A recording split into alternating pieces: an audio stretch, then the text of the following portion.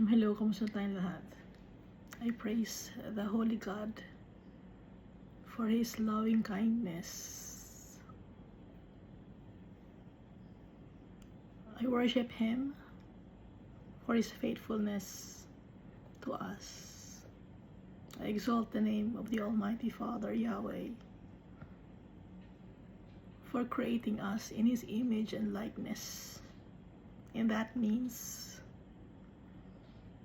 His plan for us is marvelous.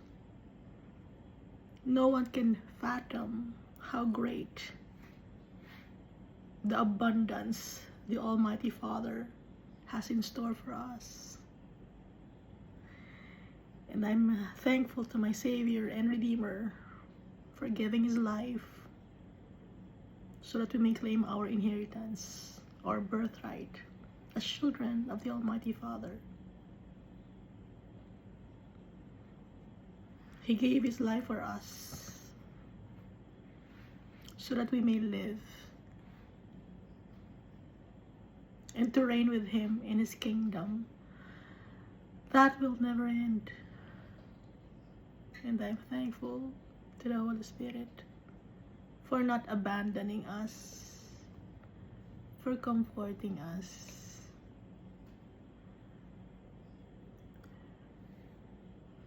for protecting us, showering us with gifts and fruits. So last time we read 1 Samuel chapter 13. So it's about the unlawful sacrifice that Saul made.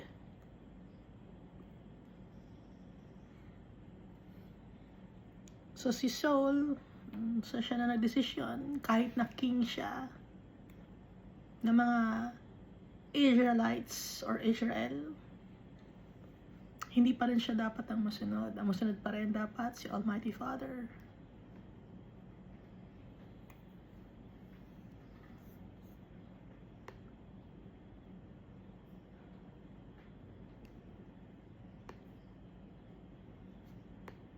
Naging siya, lumaki ang kanyang ulo, swell-headed, arrogant,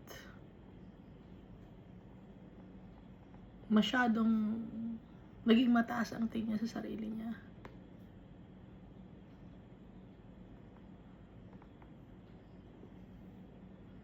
Naakala niya kaya sila nanalo sa mga war ay dahil sa kanyang kakayanan.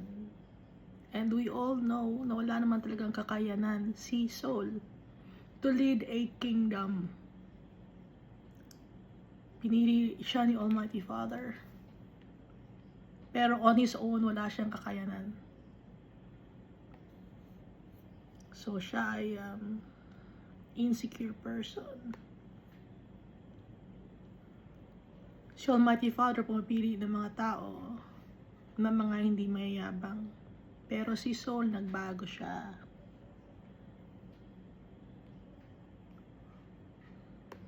In 2 years time lang, nagbago na siya. Ang laki ng pagbabago ng ugali niya.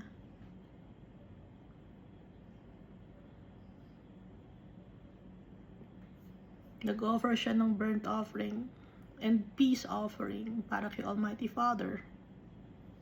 Kahit na hindi siya worthy to perform those things. Dahil ang nagpa-perform lang noon ay mga priests at ang prophet, si Samuel. So, the Lord tested him. Na late lang si Samuel. Nagdesisyon na agad si Saul. Dahil sa kanyang takot. Dahil kaya siya natakot. Pag natalo sila, magagalit sa kanya mga tao. At baka tanggalin siya sa pagkahari. Yun ang kanyang naisip. Hindi niya naisip na kaya siya naging king of Israel is because of the Almighty Father. At wala yun dahil sa kanyang kakayanan bilang isang tao. Nangyari yun dahil sa pinili siya ni Almighty Father.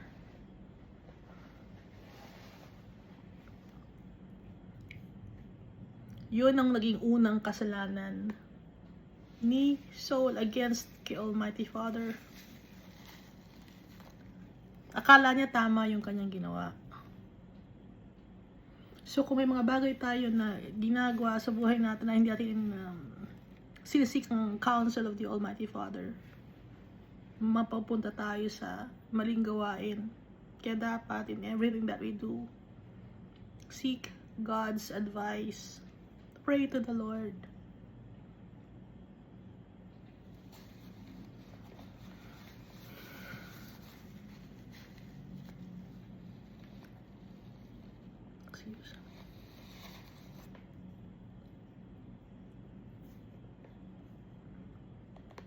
Kaya sabi dito ni Samuel, what have you done?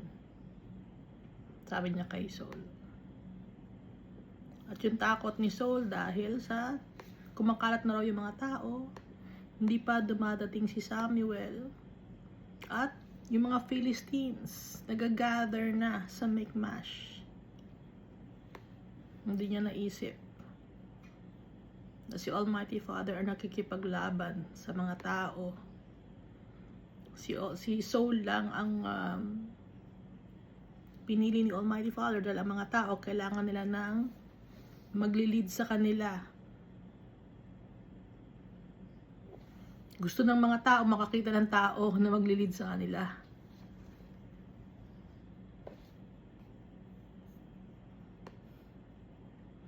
Kaya binigay ni Almighty Father. Pero wala naman talagang kakayanan si Saul bilang isang king. Siya ay inuutusan ng kanyang tatay pag may mga nawawalang mga animals. Yun ang trabaho ni Saul. Kahit na siya ay 40 years old na, yun pa rin ang trabaho niya under the wings of his father. His father pa rin si Saul.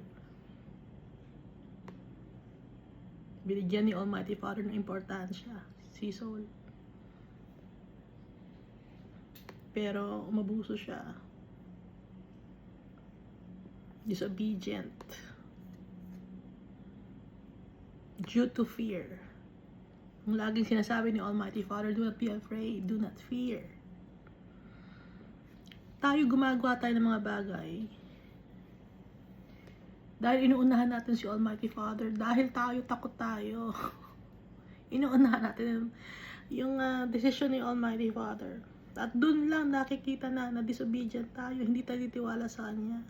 Sabi ni Almighty Father, do not fear, do not be afraid. Pero tayo, dahil takot tayong magutom, takot tayo sa kung ano ang sasabihin ng mga tao, nagdidesisyon tayo ng mga mali-mali.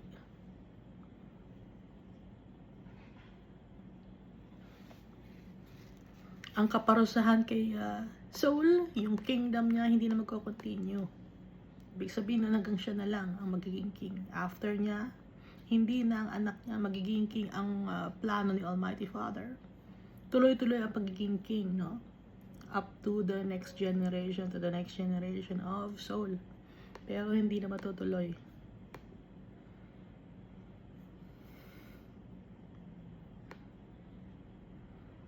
At maririnig natin ang boses ni Almighty Father. We will hear a voice behind our ears. Kaya lagi tayo mag-break kay Almighty Father.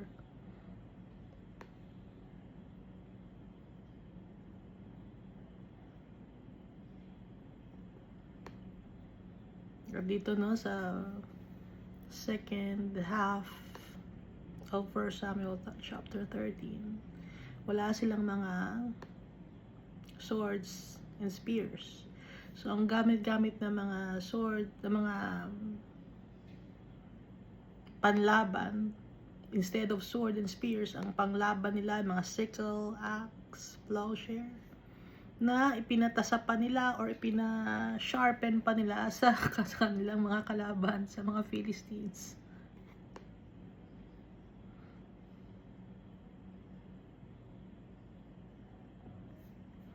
So dito tayo sa 1 Samuel chapter 14. Now it happened one day that Jonathan the son of Saul said to the young man who carried or bore his armor, so armor bearer, ang mga kings may mga armor bearers, no?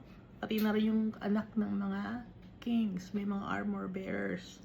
Assistant, tagakuha ng mga gamit, or tagahawak ng mga sandata, no?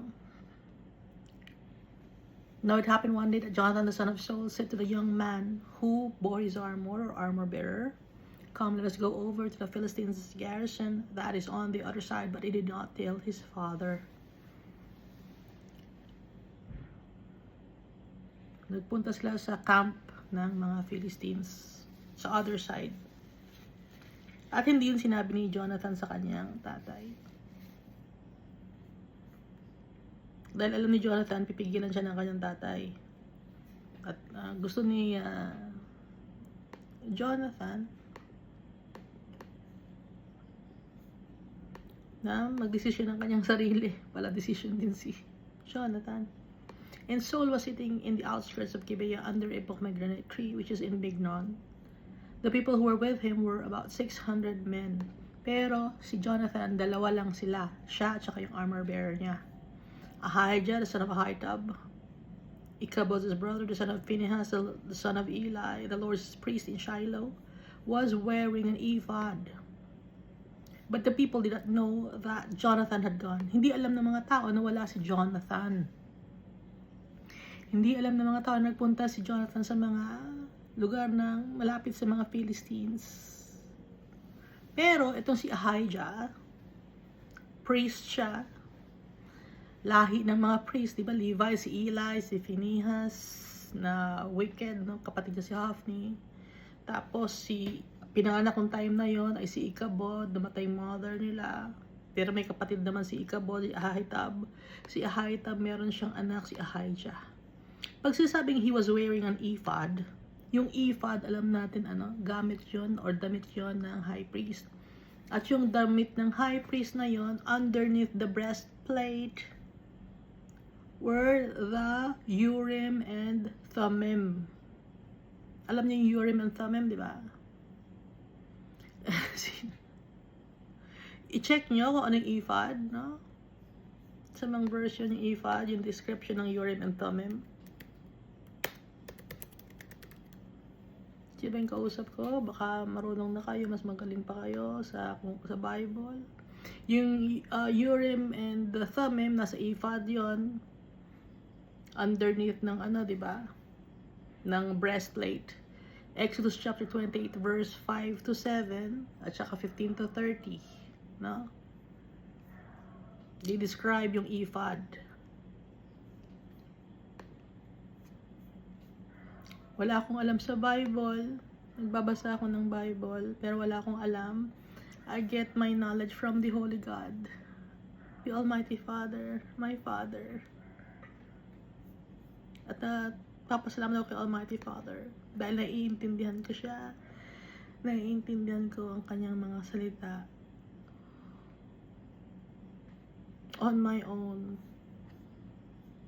I can never understand the Bible, the words of the Almighty Father. So dito, no, nakasuot ng ephod si Ahijah. But the people did not know that Jonathan had gone.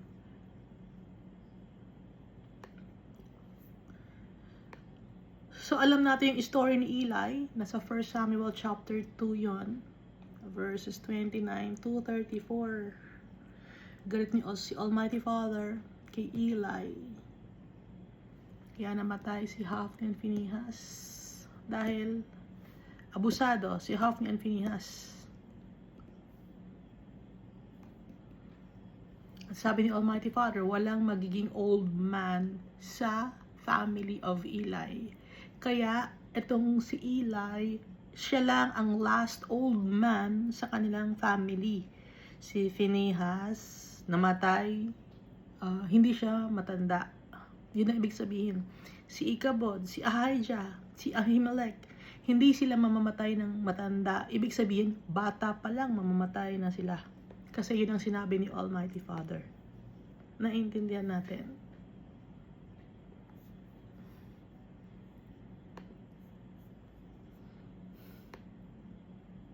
kung i-check nyo yung Bible, no, yung lineage ni Eli, bata pa lang namamatay na yung mga lineage ni Eli. Except Eli, kasi siya ay namatay 89 years old na yata siya. No? Basahin ninyo sa 1 Samuel chapter 2.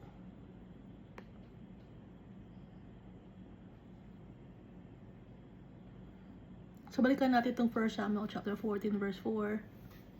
Between the passes by which Jonathan sought to go over to the Philistines' garrison, there was a sharp rock on one side and a sharp rock on the other side. And the name of one was Boses, and the name of the other, Sene. Boses means shine, and Sene means thorny. So, dalawang klaseng bato. Nandun sa gitna ng bato. No? Yung passes, yung daanan.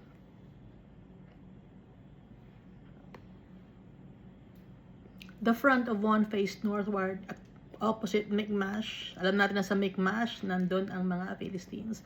And the other southward opposite Gibeah. Yung Gibeah naman, nandito naman, yung lugar nila. Saul. Verse 6, Then Jonathan said to the young man who bore his armor, Come, let us go over to the garrison of these uncircumcised. So pag uncircumcised, madumi na mga tao, hindi sila tuli, no? So, ang mga circumcised lang or antuli ay ang mga Israelites dahil covenant yun ni Almighty Father na nag-start kay Abraham. Ngayon, kahit hindi ka circumcised, pwede. Masisave ka. No? Dahil ang importante ay ang circumcision of the heart. No? Nakalagay sa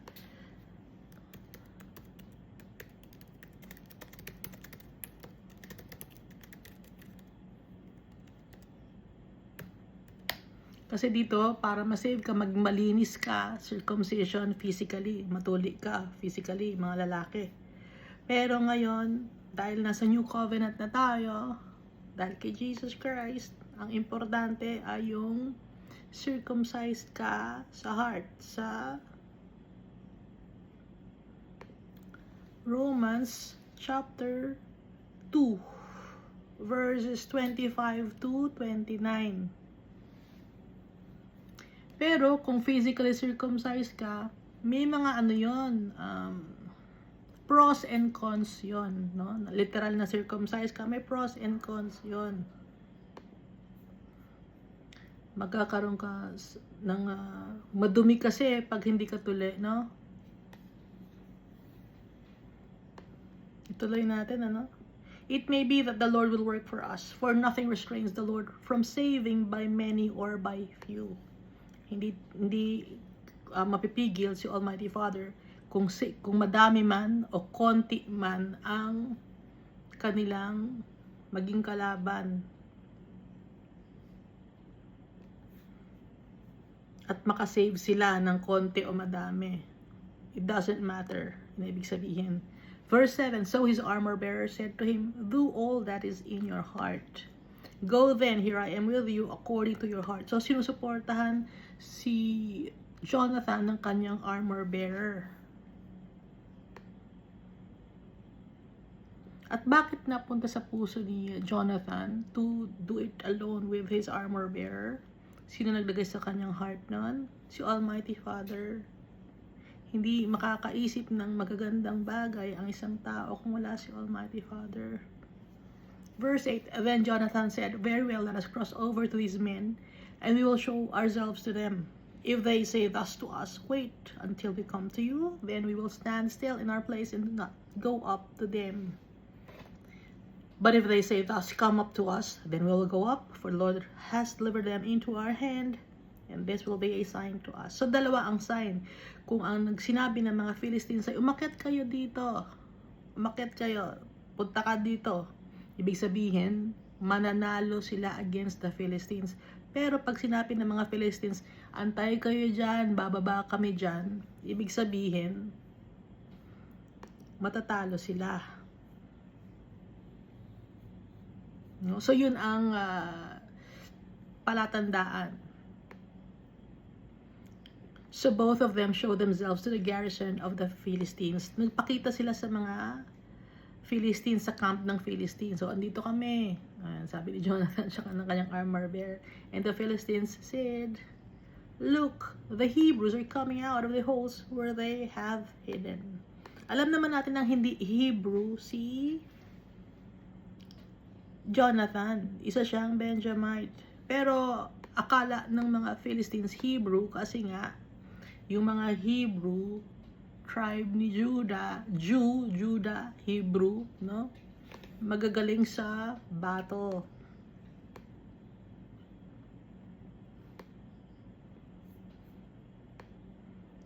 So sila ang kilala, mga Hebrew, or Jew, or Judah, tribe of Judah. Look, the Hebrews are coming out of the holes where they have hidden.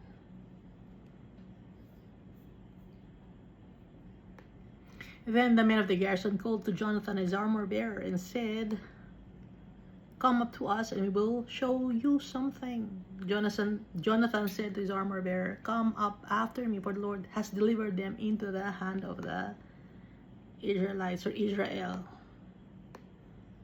Yun na ang go signal ni Almighty Father. Kaya aakyat tayo, ibig sabihin, ibibigay ni Almighty Father ang mga Philistines sa atin. Mananalo tayo. Sabi ni Jonathan. Verse 13. And Jonathan climbed up on his hands and knees with his armor bearer after him. Umaakyat kasi nga, bundok yun, small bundok. And they fell before Jonathan, and as he came after him, his armor bearer killed them. So nakipaglaban sila, yung armor bearer, at saka si Jonathan, dalawa lang sila.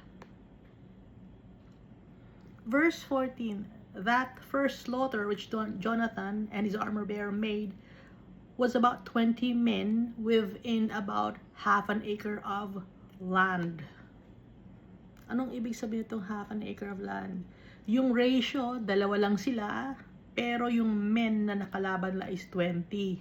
Yung half an acre of land, in 2,000 square meters, doon sila naglaban-laban. 20 ang kalaban, dalawa lang sila. Yun ang ratio, 2:20. In the battlefield or space na 2,000 square meters, doon sila nagtatakbuhan. Doon sila naglalaban. And there was terror or trembling in the camp, in the field, and among all the people. The garrison and raiders also trembled, and the earth quaked, and so that it was a great trembling. So natakot yung mga tao. Imagine kasi, dalawa lang sila, pero 20 na tao ang kanilang naitumba. Naitumba. Verse 16, now the watchmen of Saul in Gibeah of Benjamin looked, and there was the multitude melting away, and they went here and there. Ano ibig sabihin ng there was the multitude melting away?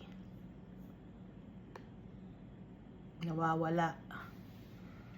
Nauunti sila, nauubos.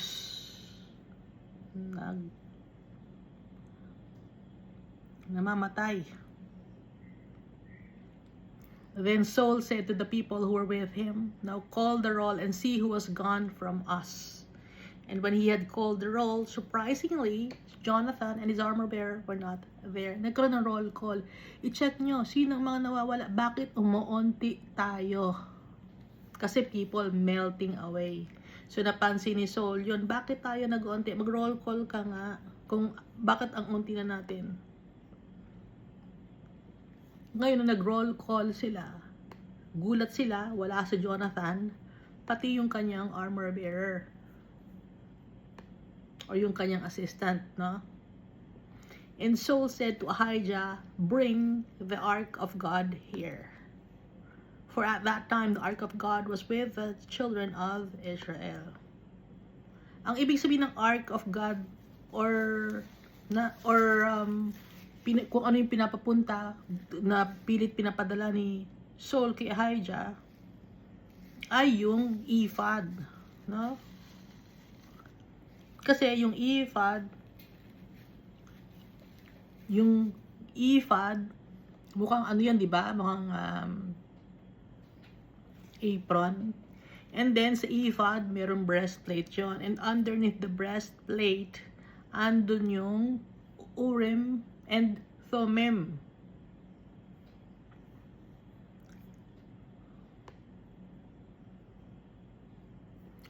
Doon sila nakikipag-usap kay Almighty Father. Kasi hindi naman nakakausap ni Saul literally si Almighty Father or directly. So, kaya sabi ni Saul, Ahijah, bring the ephod or the ark of God here. Or symbol of the Almighty Father here. Yan ibig sabihin. Now it happened while Saul talked to the priest, the noise which was in the camp of the Philistines continued to increase. So Saul said to the priest, withdraw your hand. Anong ibig sabihin ng withdraw your hand? Kasi nga, kausap ni Saul yung tong si Ahijah. At yung breastplate, yung underneath, no, yung Urim and Thummim, hinahawakan nila kasi gusto nilang malaman yung sagot ni Almighty Father. Kaya nga, withdraw your hand. Tanggalin mo yung kamay mo. Ibig sabihin, tanggalin mo yung kamay mo sa Urim and Thummim.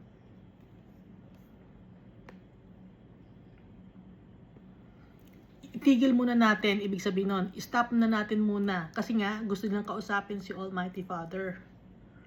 Pero, nagkaroon ng gulo, ng ingay. Kaya, mamaya na muna, withdraw your hand. Yun ang ibig sabihin ni Saul. Verse 20, then Saul and all the people who were with him assembled and they went to the battle. And indeed, every man's sword was against his neighbor, and there was a great confusion. Sila mismo nagpatayan. Hindi nila kilala yung sarili nilang kakampi. Sobrang dami na nila. Kung sino man ang makita nilang nakikipaglaban, doon na nilalabanan nila. Sumali sila sa battle. Pero, yung mga kakampi nila, napapatay nila, nasusugatan nila. Kasi confused sila.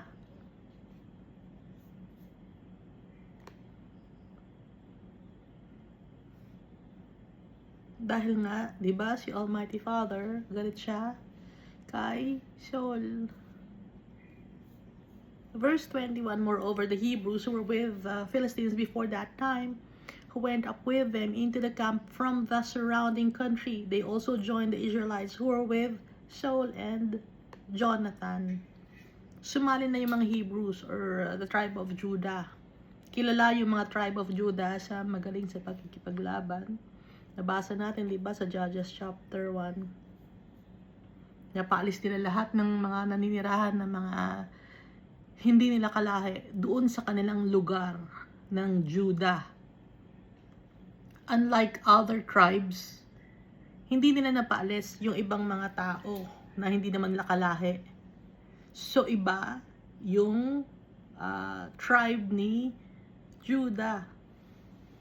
Kaya sila ay na-single out dito pag binabanggit na Hebrew or Jew or Judah, no?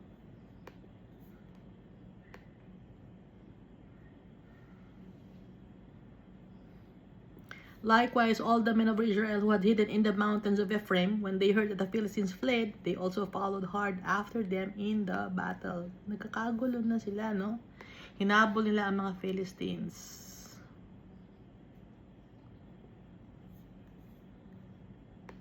So the Lord saved Israel that day, and the battle shifted to Beth-aven. So sa Beth-aven napunta yung laban. Verse 24. And the men of Israel were distressed that day. For Saul had placed the people under oath. Pagod na pagod yung mga tao.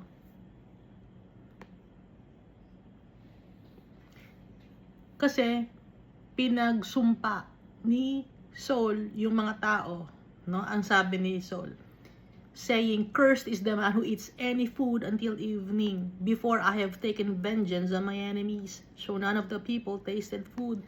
Gutom na gutom ang mga tao. Kasi ang sabi ni Saul, walang kakain. Pag may kumain, lagot sa akin, mapaparusahan or isusumpa ang tao na kakain hanggang evening, hanggat hindi natatapos yung battle. Kaya yung mga tao ngayon, pagod na pagod, kaya distress sila and tired, no? Verse 25, now all the people of the land came to a forest, and there was honey on the ground. Ngayon, lahat na ng tao sa land, nagpunta sila sa forest. Nakakita sila ng honey. Ano yung pulot-pukyutan, ano? Pulot-pukyutan ba tawag? Honey. Verse 26, and when the people had come into the woods, there was the honey dripping, but no one put his hand to his mouth, for the people feared the oath. Nakakita sila ng honey. Pwede naman nilang isawsaw yung kanilang kamay, tapos gaganon, para makatikim sila ng honey, para lumakas sila dahil yung mababa na yung kanilang glucose level. Dahil hindi sila kumakain. Wala na silang strength. Dahil sa pagtatakbo, pakikipaglaban. Pero walang gustong magtusok or mag-dip ng kanyang hand sa honey at ilagay sa bibig.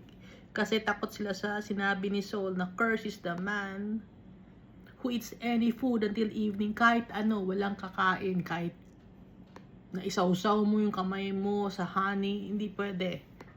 Yun ang ibig sabihin ni Saul. Kaya nung nakakita sila ng honey, kahit naglalaway na sila, nanghihina sila, gusto nilang tikman yung honey, hindi pwede. Ayaw nila dahil nga sa curse na sinabi ni Saul. Verse 27, but Jonathan had not heard his father charge the people with the oath. Pero si Jonathan, yung anak ni Saul, hindi niya narinig na yung tatay niya nagsabi ng tungkol sa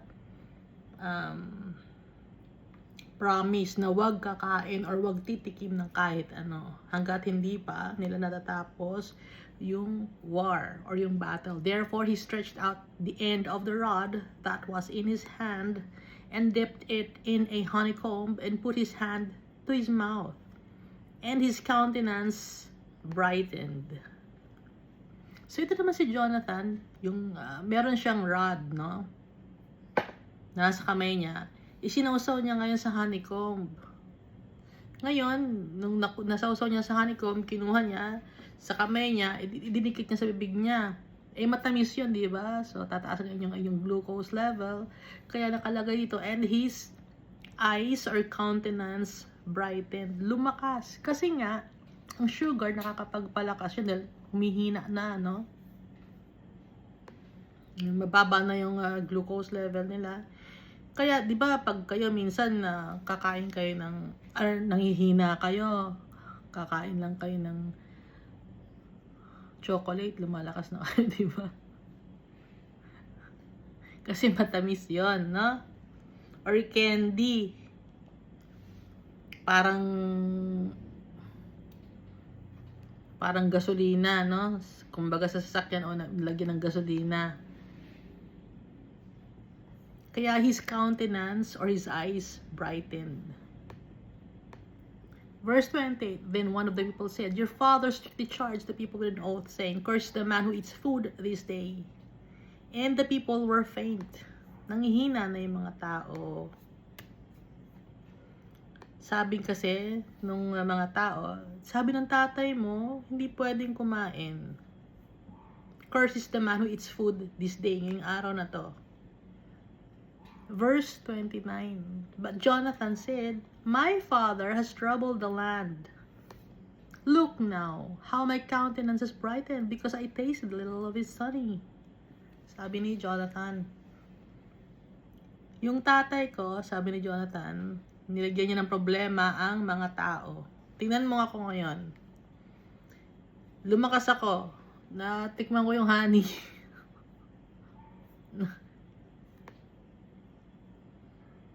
Naiba yung demeanor ko dahil sa natikman ko kahit konting honey lang, lumakas ako. Sabi ni Jonathan. At saka yung honey din, pag yung sugar, nakakapagpasaya yun, di ba? Yung sugar. No? Pag may low ka sa sugar, medyo aburido ka.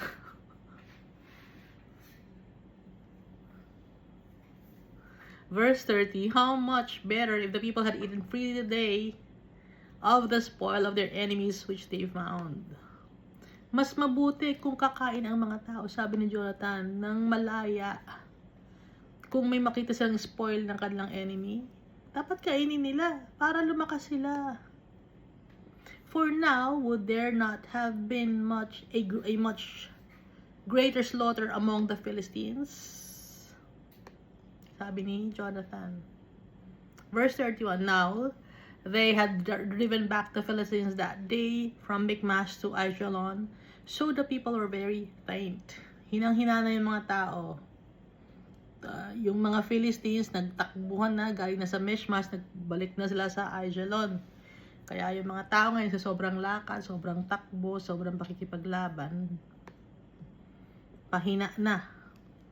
Verse 32, and the people rushed on the spoil and took sheep, oxen, and calves and slaughtered them on the ground, and the people ate them with the blood. Sa sobrang gutom, hindi na nila niluto, pinatay na nila yung mga animals, yung ox, calves, sheep. Sa sobrang gutom nila, no? Kahit may dugo, kinain na nila. Hindi luto. Sobrang gutom maghapon magdamag pa man tumatakbo, parang nawawala na sa wisyo. Verse 33.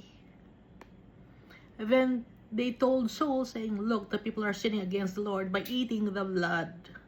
Tingnan nyo, nagkaroon ng kasalanan ang mga tao dahil yung mga tao kumakain ng may dugo na. So he said, you have dealt treacherously, roll a large stone to me this day.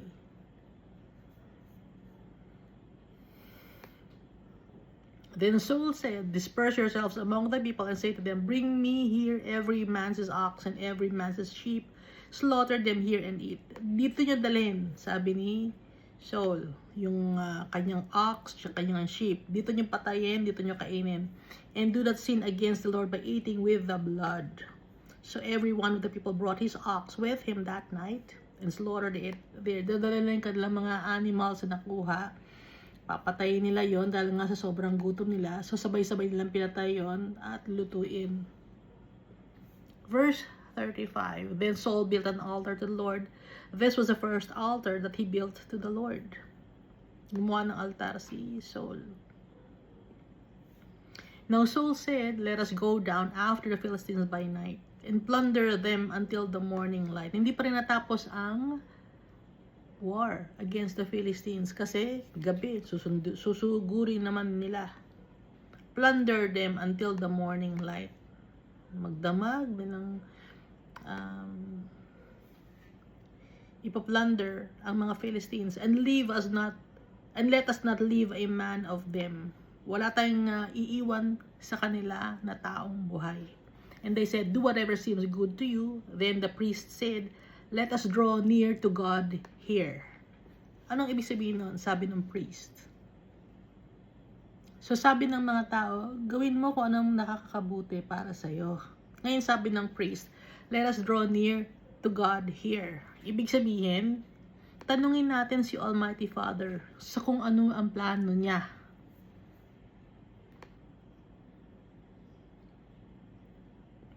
Bakit yung priest ang nagsabi? Kasi yung priest, nandun niya sa kanya, yung ephod under, may breastplate, yung ephod underneath the breastplate, andun yung Urim and Thummim.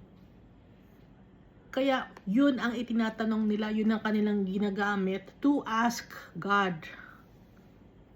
Yung Urim at Thummim. Verse 37. So Saul asked counsel of God, shall I go down after the Philistines? Will you deliver them into the hand of Israel? Tanong ni Saul, kay Almighty Father. So, gamit-gamit lang yung Urim and Thummim, no? For the Lord to answer them. But he did not answer him that day. walang nakuhang sagot si Saul sa kanyang mga tanong. And Saul said, "Come over here, all you chiefs of the people, and know and see what this sin was today." Kaya nagtataka siya, bakit hindi sumasagot si Almighty Father? Tinawag niya lahat ng mga tao. Ano ang problema kaya natin? Bakit hindi sumasagot si Almighty Father? I-check natin, baka may kasalanan tayo, sabi ni Saul.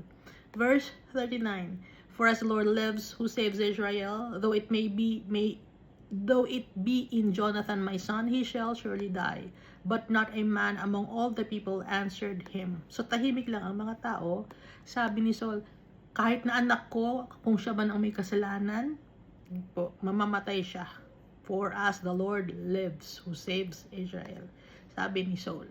Verse 40. Then he said to all Israel, "You be on one side, and my son Jonathan, and I will be on the other side."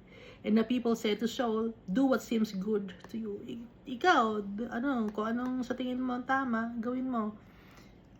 Hinati ngayon yung tao. Nasa kabilang side si Saul at saka si Jonathan. Nasa kabilang side naman yung mga tao. Kung alin doon or sino sa kanila ang may kasalanan, bakit hindi sumasagot si Almighty Father?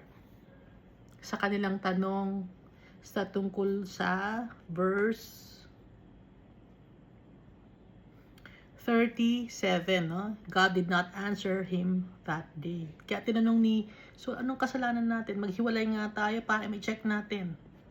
Verse 41, "Therefore Saul said to the Lord God of Israel, a perfect lot." Anong ibig sabihin nun? Nagtanong ngayon si Saul kay Almighty Father, bakit hindi po kayo sumasagot? May nagawa ba kaming kasalanan? Ako o si Jonathan? Kasi sa ibang version, "Why do you not answer your servant today?" Sa ibang version of the Bible, "Why do you not answer your servant today? If the injustice is with me or Jonathan, my son, or Lord God of Israel, give proof. And if you say it is with your people Israel, give holiness."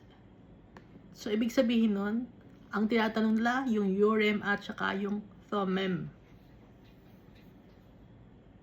Dahil hindi naman sumasagot sa kanila si Almighty Father directly. Kung kasama nila si Samuel, directly, nagme-message si Almighty Father kay Samuel. But since wala si Samuel, ang dala ng priest, na si Abijah ba yun? Nalimutan ko na naman. Pangalan nito, si priest, na dadala niya yung ephod.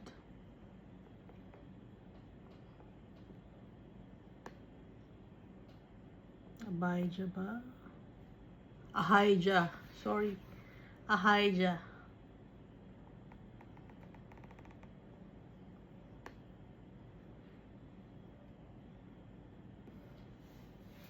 Tatanong niya kung ano ang kasalanan. So Saul and Jonathan were taken, but the people escaped. So ang lumabas sa Urim and Thummim, si Saul and Jonathan, sila ang napili.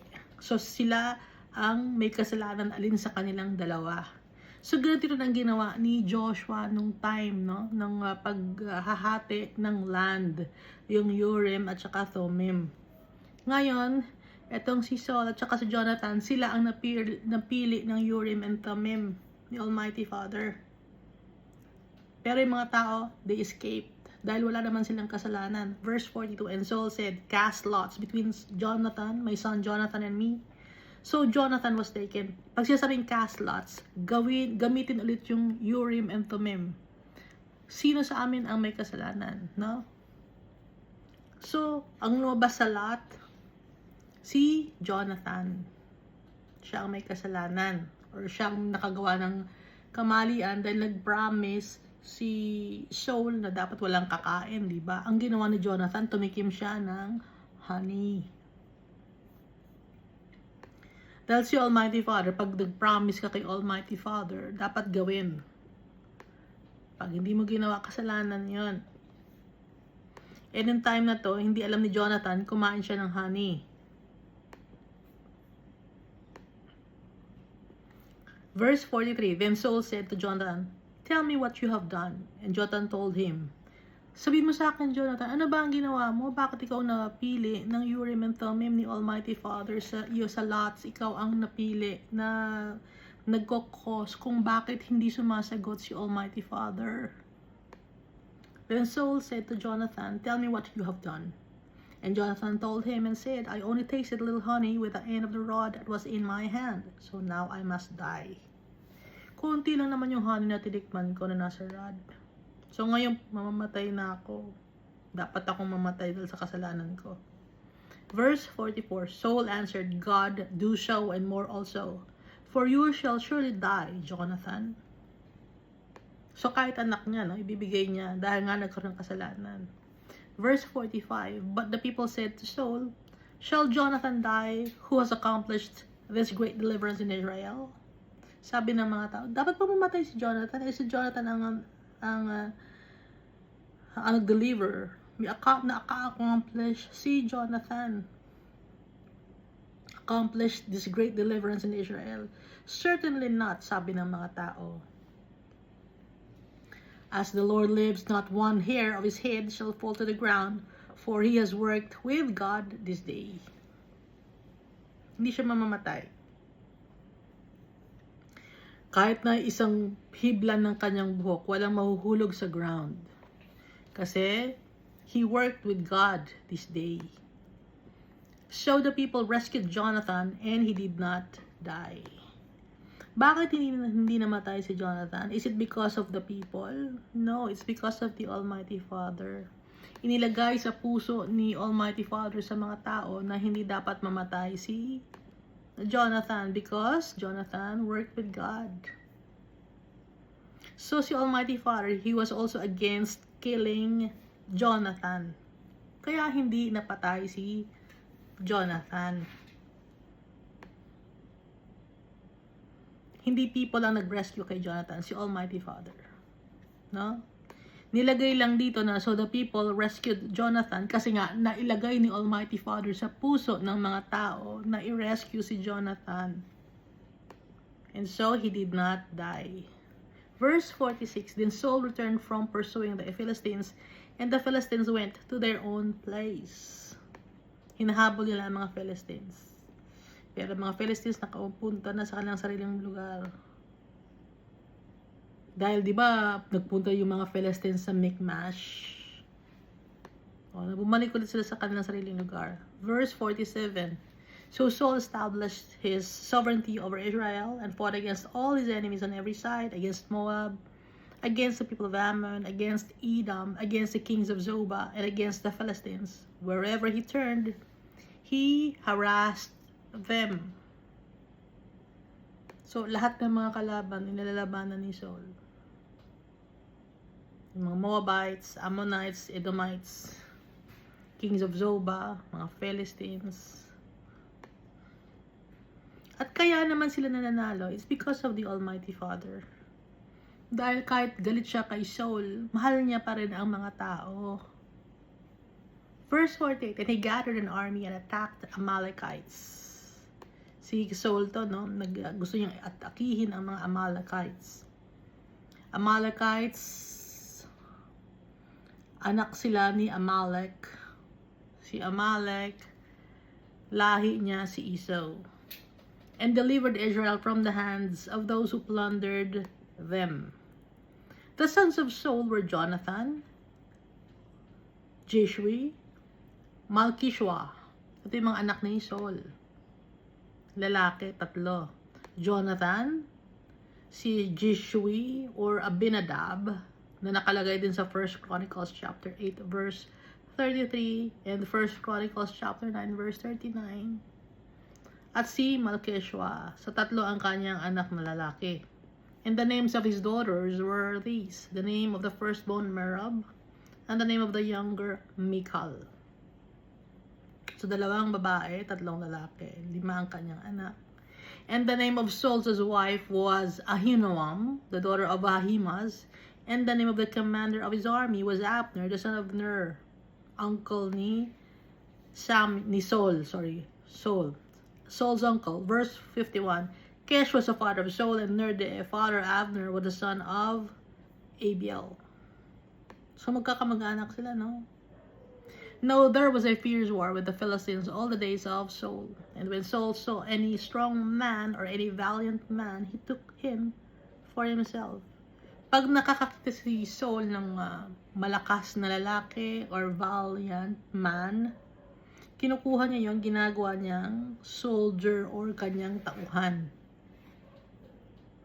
Sa ayaw man at sa gusto ng family ng lalaki, kukunin niya yung tao na yon para maging kanyang soldier sa battle.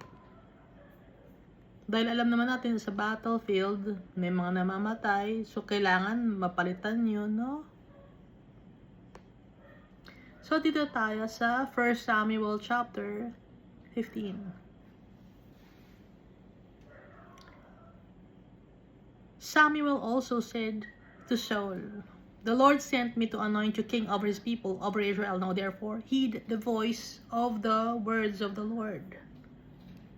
Sabi ni Samuel kay Saul, "Thus says the Lord of hosts, I will punish Amalek for what he did to Israel, how he ambushed him on the way when he came up from Egypt." Natatandaan niyo ba si Amalek? Nung time na galing ng Egypt ang mga Israelites, merong nang ambush sa kanila.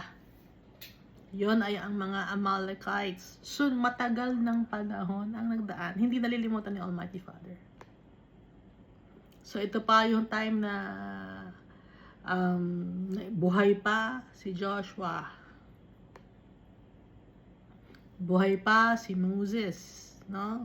Si Aaron, buhay pa. So, sabi ni Almighty Father, dito sa verse 2 of 1 Samuel chapter 15, "I will punish Amalek for what he did to Israel, how he ambushed him on the way when he came up from Egypt." Kasi noong time na yon, yung mga Israelites, wala silang ways and means to protect themselves. Kasi nga, pagod na pagod sila. And then, darating itong mga Amalekites. At sila ay ipaplunder. Walang awa ang mga Amalekites. Meron bang mga ganong tao na abusado, na nakabagsak na yung kalaban, sisipain pa? Ganon ang ibig sabihin dito. Galit si Almighty Father sa mga abusado ng mga tao. Yung kalaban mo, wala nang kalaban-laban, lupay-pay na, pero gusto pang durugin. Anong klase kang tao? So, inihahalin tulad ni Almighty Father ang Amalekites sa mga tao na wicked. So, itong Amalekites, no? Ibig sabihin ng Amalekites kasi, evil eye of doubt or the severed eye.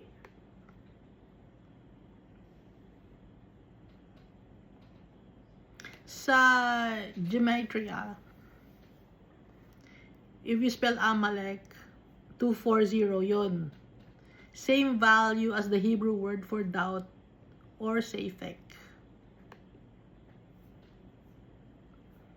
So itong Amalek na to, nakasulat ito sa Genesis chapter 36 verse 10 to 14. Descendants sila ni Esau.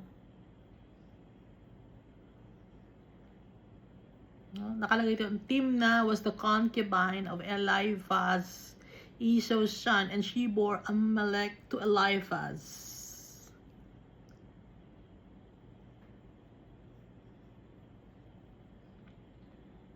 So si Esau, meron siyang anak, si Eliphaz. Si Eliphaz, meron siyang concubine, si Timnah. Ngayon, si Eliphaz at saka si Timnah na kanyang concubine, meron silang anak, si Amalek. Maintindihan natin kung saan galing si Amalek. At ang sinasabi dito sa verse 2 of 1 Samuel chapter 15, mababasa ito sa Exodus chapter 17 verse 8 to 1. Imagine, nasa Exodus, nandito tayo sa 1 Samuel, napakadaming taon na ang nakalipas, hindi nakakalimutan ni Almighty Father. May pagtatanggol niya yung kanyang mga anak.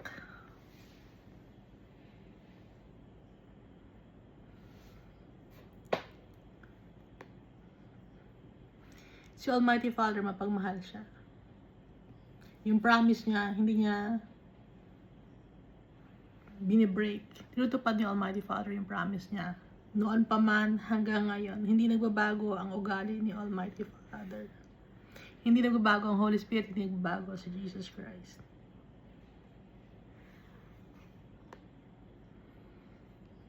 Kung ano yung promise ni Almighty Father na makukuha natin ang inheritance natin, makukuha natin kahit maraming taon pa ang dadaan.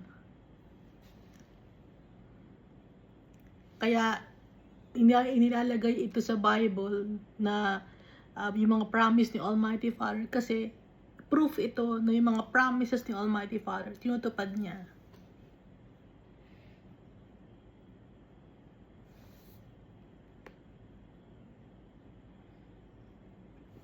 Verse 3, now go and attack Amalek, and utterly destroy all that they have, and do not spare them, but kill both man and woman, infant and nursing child, ox and sheep, camel and donkey.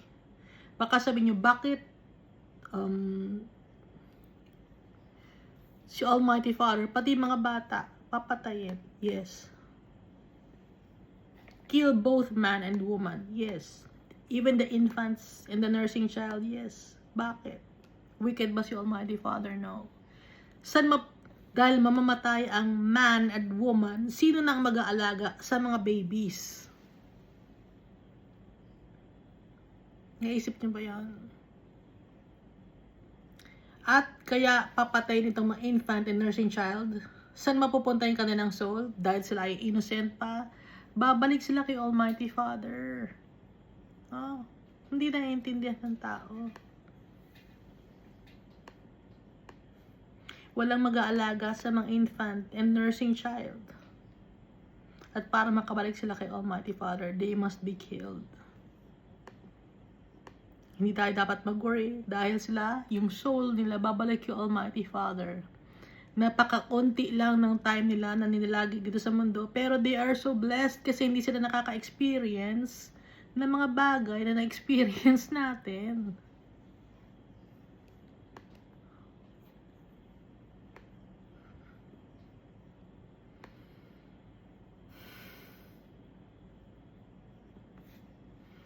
Yung ox and sheep, camel and donkey, total annihilation for the Amalekites.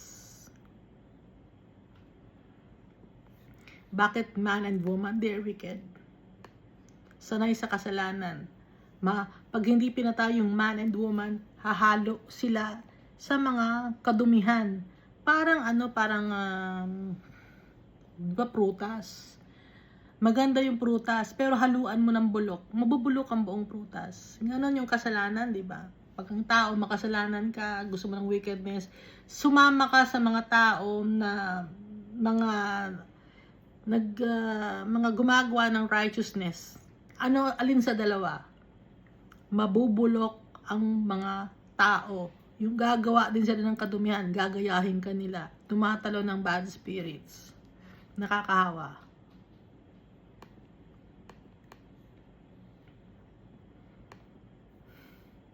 Kaya nga, di ba, pag may isang taong lasinggero sa inyo, sa lugar ninyo, sumama ko rin sa lasinggero na yun. Maya-maya ikaw lasinggero ka na din. Tapos sumama na naman, naka-recruit na naman kayo ng isang tao, magiging lasinggero rin siya. Tapos yung lasinggero na yun, pati buong pamilya na, magiging lasinggero na, umayos, nagdroga na, naging magnanakaw na, naging scammer na, lahat-lahat na.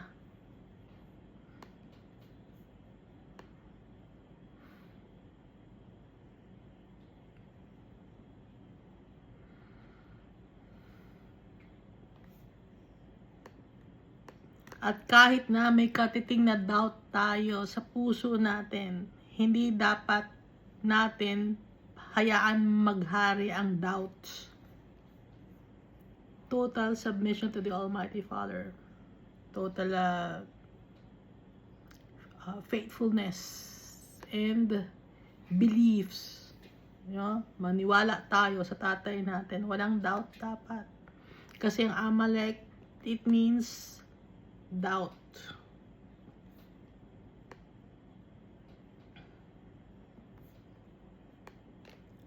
Verse 4, so Saul gathered the people together and numbered them in Telaim. Telaim, ito ay isang lugar. Lugar ng mga kung saan nandun yung mga young lambs.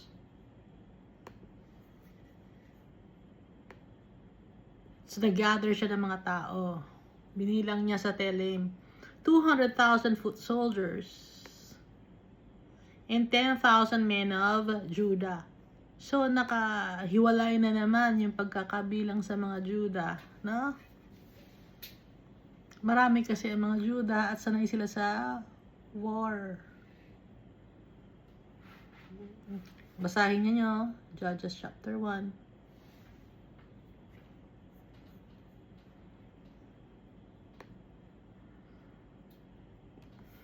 Verse 5, and Saul came to a city of Amalek and lay in wait in the valley. Then Saul said to the Kenites, go depart, get down from among the Amalekites, lest I destroy you with them. For you showed kindness to all the children of Israel when they came up out of Egypt. So the Kenites departed from among the Amalekites. Diba nabanggit yung Kenites dun sa Exodus? Pero mababait yung mga Kenites. They showed kindness to all the children of Israel when they came up out of Egypt. And so the Kenites departed from among the Amalekites. Humiwala yung mga Kenites sa Amalekites. Kasi yung Amalekites, they were the ones who abused and ambushed the Israelites when they came up from Egypt.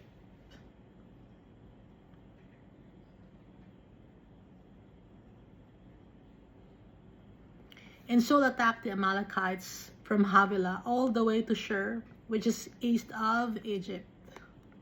He also took Agag, king of Amalekites, alive, and utterly destroyed all the people with the edge of the sword.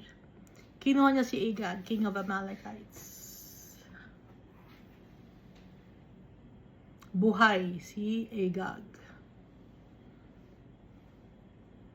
Pero yung mga tao, lahat pinatay niya. Men, women, infant, and nursing child. But Saul and the people spared Agag, the best of the sheep, the oxen, the fatlings, the lambs, and all that is good, and were unwilling to utterly destroy them. Ang utos ni Almighty Father, i-destroy lahat, total annihilation, man, women, child, nursing children, no? Infants, oxen, cattle, sheep, lahat dapat total annihilation. Pero anong ginawa nitong si Saul? He spared Agag. Dapat hindi i-spare si Agag, dapat pinatay. Dapat hindi i-spare yung best ng mga sheep. Dapat kahit ng best patayin. Hindi sinunod ni Saul. Anong kasalanan ni Achan? Nasa Joshua chapter 7 and 8, no? Yung kasalanan ni Achan, kung natatandaan ninyo si Achan. Pinarusahan niyo si Achan. Sinunog siya pati na ang kanyang family. Buong ang kanya, pati ang kanyang tent. Ngayon, itong si Saul, hindi niya sinunog or hindi niya sinira si Agag. Hindi niya pinatay, pati na yung mga animals. Pinagnasaan niya. Bakit sa tingin niya? Sa tingin ni Saul, sayang. Pero kay Almighty Father, walang sayang dahil si Almighty Father, kaya niyang ibigay lahat ng mga magagandang bagay. Bakit manghihinayang si Saul? So, naka-strike 2 na si Saul ng kasalanan. Yung strike 1 ni Saul na kasalanan, nag-offer siya kay Almighty Father. Pinangunahan niya si Almighty Father, pinangunahan niya yung pagdating ni Samuel, wala pa, siya na nag-offer, para decision siya. Kahit madumi siya na yung gumawa ng daan dahil nga natatakot siya. Ngayon, nang hinayang naman siya sa mga nakikita niyang mga bagay na magaganda. So, naka-strike 2 na ng kasalanan si Saul.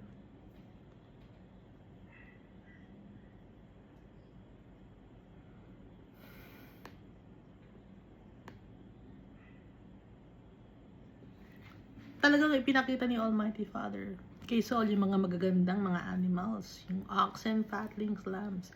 It's a test. Hindi na naman siya nakapasa.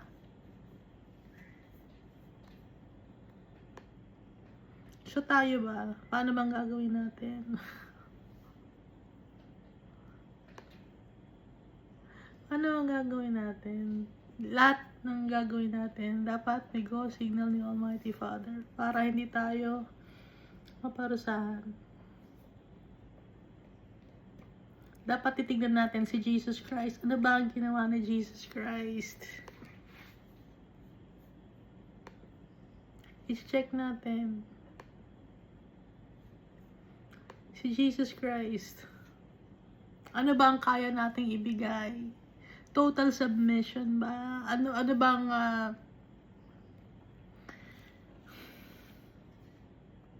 sa isang relasyon, ano bang kaya niyo ibigay? Kay Almighty Father kasi, family natin, yung tatay natin. He created us. Si Jesus Christ, siya ang ating King. Dito sa Luke chapter 14, verse 28 to 34.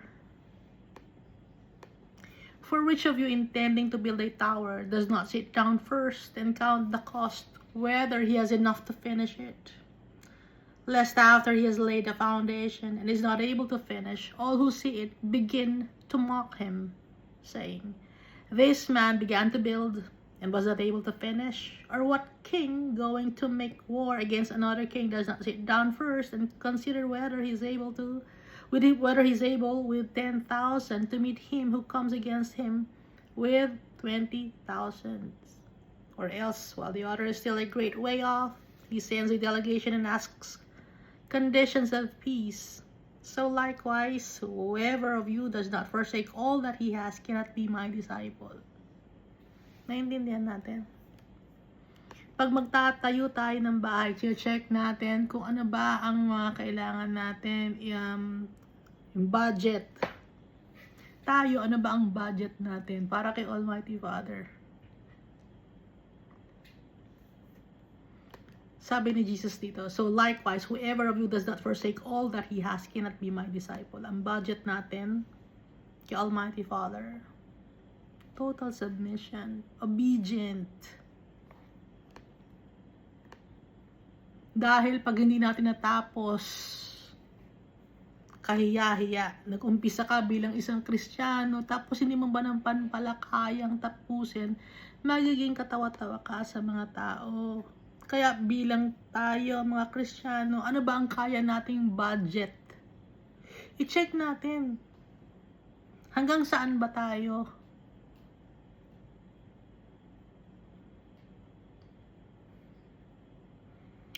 Kung kay Almighty Father tayo, total submission, yun ang budget.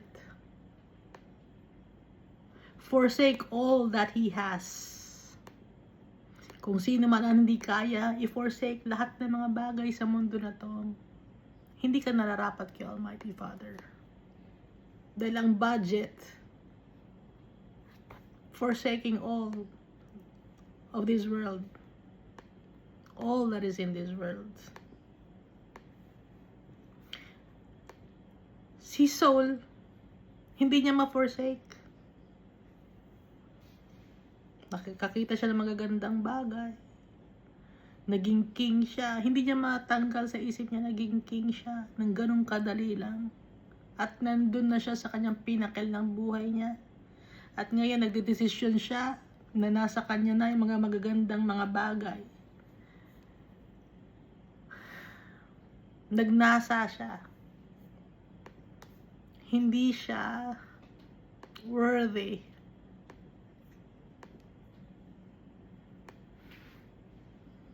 Hindi niya na-finish. Yung costing, mali ang costing niya. So tayo ang costing natin. I-check natin. Kaya ba natin? Kaya ba ninyo ibigay lahat kay Almighty Father? Dahil yun ang costing. Forsaking all in this world. for the Almighty Father. Dahil si Almighty Father, lahat ibinigay na niya. Even His only begotten Son. At ang kapalit nitong mga bagay na to, ang blessings ni Almighty Father is more pa ng nasa isip natin. Hindi maiintindihan ng isip natin yung blessings na ibibigay sa atin ni Almighty Father. Kung may nakikita ka sa isip mo na blessing ni Almighty Father, kulang pa yon dahil si Almighty Father can give more and more and more. And it is for all eternity.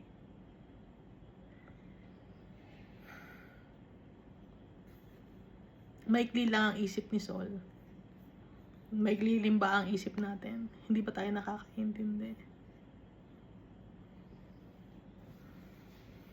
Worthy ba tayo to become followers of Jesus Christ? Dahil kung follower tayo ni Jesus Christ, take up your cross, deny yourself, take up your cross, and follow me. Yun ang costing to become a follower of Jesus Christ. Kung may mga bagay pa sa mundo na ito na pinangahawakan ka, may mga pangarap ka pa na yumaman, may pangarap ka pa na sumikat, may pangarap ka pa na magkaroon ka ng power sa mundo na ito, you are not worthy to be a disciple of Jesus Christ, to be His follower. Deny ourselves, take up His cross, take up our cross, follow Jesus Christ. Ang taking up our cross, pagpapakumbaba, hindi mayabang. Kung anong ugali ni Jesus Christ, ganoon tayo. Unti-unti tayong binabago ng tatay natin. Unti-unti tayo nababago yung heart natin. Pag nagpa-follow tayo kay Jesus, unti-unti tayo nababago. Unti-unti tayo nagiging kagaya ni Jesus Christ. Yung time will come, we will be perfect like Jesus Christ. Thank you, and God loves us all so much.